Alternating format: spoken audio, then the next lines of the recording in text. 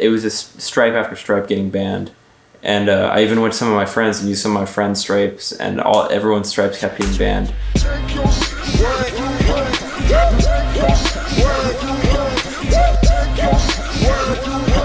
Basically, tell me, where were you? What kind of situation were you in initially before we started working together? Yeah, absolutely. So my name is Preston McHugh. I'm 18 and currently live in Las Vegas. And before I found Khaaz and electronic commerce, I processed a lot through Stripe and PayPal. The first issue was PayPal. Whenever I processed 10 grand in a little under 3 days, and they permanently blacklisted me from PayPal, so I can never open a PayPal account again.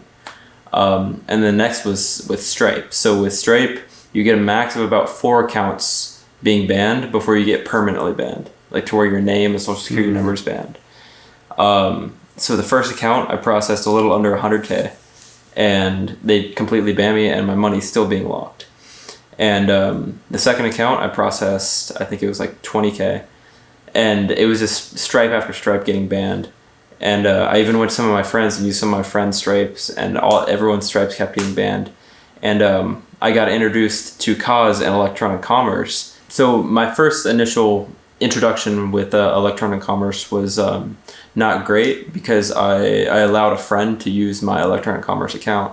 But luckily, electronic commerce being more of a concierge service, they were able to work with me, and they understood that happened, and we were able to move past that. And now I have several open accounts with electronic commerce, and they all run smoothly, very low chargeback percentage, very secure payments, next day funding, anything that you could want in a payment processor is in electronic commerce. I think I understand. So what happened, if I'm correct, as I understand it, so, this other guy, other friend, former friend or whatever, or a person who portrayed himself as a friend, you were trying to help them out. And some people would help you out with the Stripe account or whatever. And he basically took advantage of it. Right. And did some things that were like just way, way, way, way above, way underground or past the board or whatever. Things that just weren't ethical from a payment processing perspective, and just unethical period, to the point where clients weren't happy with what they were getting. Exactly. And unfortunately, since I guess your name was on the dotted line, you were held sort of left holding the bag, or you were responsible for whatever I was responsible happened. for his actions. Okay. And then that's what kind of like made it not so much of a good experience, if I'm correct. Right. Okay. And I guess if it had been, let's say, a Stripe, a Square, a PayPal, or a bank, or one of those kind of institutions, it would have just been shut down. That's it. Yeah, it would have been shut down. It would have been a much worse experience. Okay. And so electronic commerce in our back office, you guys worked together. We worked it out. And now we're back, we're back smooth sailing again. Back in good standing. Okay, good. Because so I guess the whole point is, like, if, when something like that happens, and that's like the lifeblood of your business, just like, what can you do, right? Yeah, you can't do anything. You're out of processing. Okay. You can't merge and process anymore. Okay. So now that we have that fixed, have you been receiving, like, has there been anything to, I guess, sort of help prevent, issues? Have you been getting that kind of assistance, where maybe like to do an account audit and say, hey, well, do this, do that, or make suggestions that are helping you out? Absolutely. Okay. Electronic commerce is super helpful with that. Okay. Are you having like any issues with getting in contact with, let's say operations, underwriting risks, or prompt Absolutely responses? Not. As soon as you pick up the phone, as long as it's in that hour that the support's on there, always picked up. Okay. And I'm not coaching him to say this, because this is 100% honest. Yeah. This is just from my experiences. Mm-hmm. And I wasn't even familiar with all the different incidents, because I'm not necessarily working in operations on a day-to-day, kind of the bigger picture, like overseeing different things and seeing like what's happening and being actually told what's happening. So I'm not coaching him, but I'm super glad that it absolutely worked out.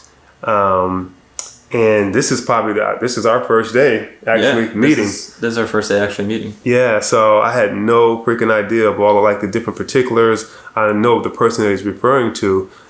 And it could suck, you know. That's like Walmart just being out of business, or any business. Like if you can't make money, how can you be in business? Exactly. So, you know, when you don't have, there's not like 18 years old to be doing, you said 18, right? Yeah. To be doing what you're doing, that's freaking awesome, right? That can really discourage a lot of people though. It can. Like it could discourage, especially 18 or 28 or 38 or 40, it would discourage you if something like that happens and you can't move forward. It could be super discouraging. So for you, man, to be able to bounce back from that and to handle it in a mature way, I think that's a plus as well. I wouldn't have been able to do that without electronic commerce. Okay. You guys really helped that out because it's a concierge based, and I was able to talk with Darnell. Okay. And kind of work out the situation after I essentially talked to him on the phone about what happened. Okay. He was like, yeah, absolutely. Like, we're not opposed to doing business with you anymore. And we were able to work it out. And now we're back on the pace. See, that's good, man, because I know there's some super big companies out there, and you can't really get a hold of the underwriter or the risk person or operations. Or even if you do, they don't know the difference between a DBA and a legal business name. It's just like so much like basic, some things common sense, you know, you would think common sense, but obviously not. And things are made much more complicated, but because of a person like Darnell, who totally is like a freaking guru on the operations side in particular, he can, you know, that personal relationship, I think, in my opinion, that's what really serves as, that helps remedy situations like the one that you experienced. Exactly. Because if you're just relying on email or text, like, you know, you don't know the person, you know, you don't know us, we don't know people in the Philippines or anything like that. Especially with these big merchant processors, a lot of them are outsourcing all of their work, and you don't know who you're talking to.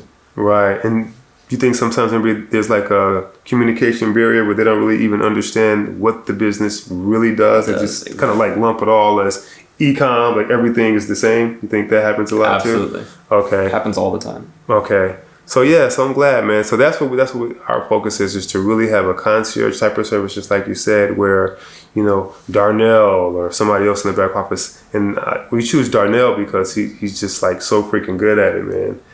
And I'm glad, man. I'm glad that he's able to help you out. Well, I'm glad we could help. And if you need help, make sure you message us. There'll be a link somewhere in here. Maybe it may be here now. I don't know. Once we edit it or whatever, we'll put it in there. But there'll be a way to contact us as well. So Preston, thanks a lot, man. Absolutely. Thank you for having me on here. Appreciate you, man.